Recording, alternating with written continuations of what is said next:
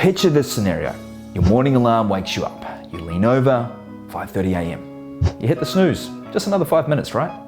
5:35, another alarm. You hit the snooze, just another 5 minutes. Repeat somewhere between a further 3 to 8 times. Next thing you know, it's well past your morning gym time and it's 10 minutes before you're meant to be in the office. Another day, another step backwards away from your health and physique goals. Now, it would be easy to conclude that you lack motivation, right? You could easily conclude that your alarm hitting softy antics is a sign of no discipline that has David Goggins somewhere shaking his head in disgust. But before you go and beat yourself up, we're here to tell you that motivation is probably not exactly what you think it is. Today's video, we're going to get a proper understanding of this. To understand motivation, we have to understand what motivation is not. Motivation is not about your behavior. It is not about replicating your idol's lifestyle or routines. The quickest way to lose motivation is to blindly follow someone that you might think is motivated and follow in their footsteps. We need to change the way we look at motivation from outwardly observing motivated people, ideals, and actions to an internal process of personal thinking and thought focusing. What does this mean exactly? To put it very simply, motivation is the ability to hold a single thought or purpose in one's mind. That is it. Nothing more, nothing less. Imagine this. You've decided as a New Year's resolution to start a morning gym routine, 6 a.m. weights and cardio 3 times a week. Morning one comes. You're pumped, excited, rearing to give it all you've got. Hell, you've even managed to wake up an hour early just to make sure everything is set for your first session. The thought of going to the gym is sitting primed and ready as your primary purpose. Morning two comes. You had a bit to drink the night before, so you miss your alarm. In fact, you're half an hour late to your 6 a.m. gym session, and thinking that you did such a good job on your first try, you decide to give today's session a pass because of it, and promise yourself you'll train twice as hard the next time to make up for it. What the hell just happened? The primary thought of going to the gym was superseded by the I'll give it a miss because I'm already late and it's only one session, so I'll go harder the next time. Therefore, your ability to hold that singular thought of I will go to the gym was knocked aside. A common occurrence of this pattern can be seen with work or school projects in the form of procrastination. I'll work on this chapter on my thesis after lunch. Lunch rolls by, you realize you ate a bit too much, and that statement becomes, I'll work on chapter 1 of my thesis after I've had a nap, and so on and so forth. If we apply this perspective on understanding the true nature of motivation on individuals who are high achievers, we can begin to see that their appearance of self-discipline can be attributed to simply being able to stay on a single thought for an extended, if not indefinite, period of time. So, thought focusing. Sounds simple and deceptively hard at the same time. So the next question is, how do we sharpen our ability to focus the mind on a singular purpose? There are countless suggestions and theories when it comes to improving cognitive sharpness, ranging from journaling, coaching, mentorship, and even hypnotherapy. But one thing anyone can start doing without any cost other than a few minutes each day would be meditation.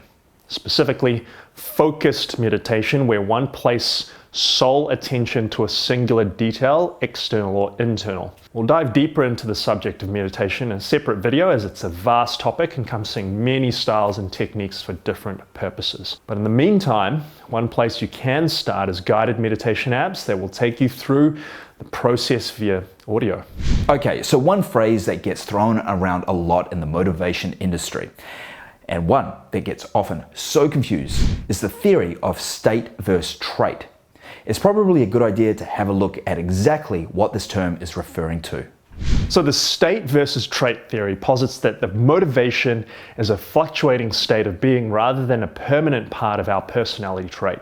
When we observe highly successful individuals, we might be inclined to say that they are very motivated or disciplined people. But when we make these statements, we imply that the person's personality is that of a highly motivated go-getter. Similarly, when we find ourselves binging Netflix for 8 hours instead of studying for finals due at the end of the week, sometimes we might say that we are an unmotivated person. When we say these things or make observations like these about motivation, we are looking at motivation from a trait-specific lens. We are attaching a concrete personality of motivated or unmotivated to any given individual. But in reality, motivation acts much like a sine wave, a fluctuating state which we flow throughout the day, and understand that we have a finite supply of internal motivation we can utilize day by day.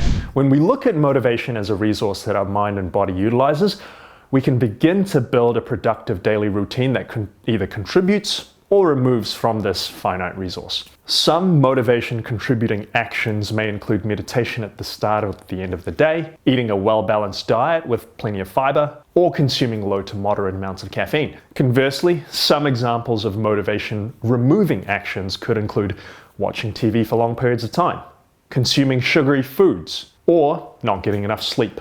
An example, say you have a workout slot during your lunch break. Every small action you take leading up to that workout will either contribute or remove motivation towards doing that workout.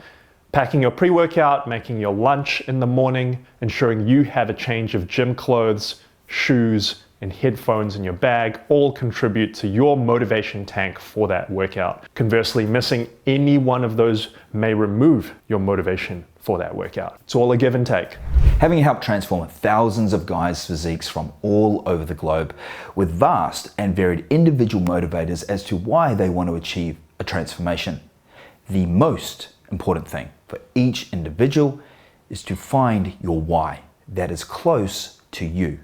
Now, whether that be something as simple as keeping up with your new golden retriever at the park, being back on the dating market, wanting to be healthy and alive to see your grandkids, or to make your dad bod worthy of a Men's Health front cover, the most important thing is to keep that thought focused in mind and regularly visited with focus. Keep that thought a priority. Keep it a burning driver and governor to all your actions and choices you make. Is this action or choice that I'm about to make or not make gonna get me closer to what I want, to what I deserve? So please guys, go ahead and like and subscribe if you found this video helpful, and don't forget to click the notification icon so you can get notified when our next video is out.